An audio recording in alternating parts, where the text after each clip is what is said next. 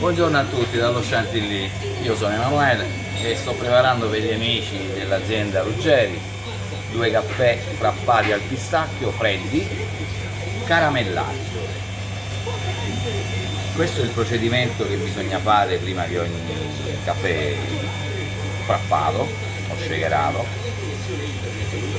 in modo che quando noi andiamo a immergere il caffè freddo al pistacchio, ora vedrete,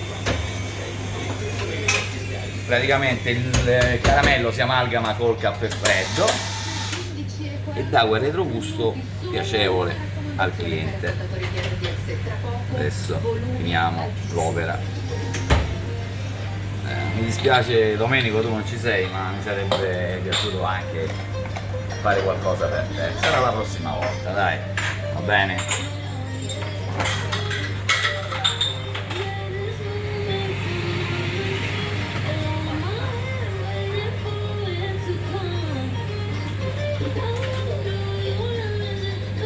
Caffè freddo dello Chantilly al pistacchio Grazie a Emanuele Baccherini. e caramello.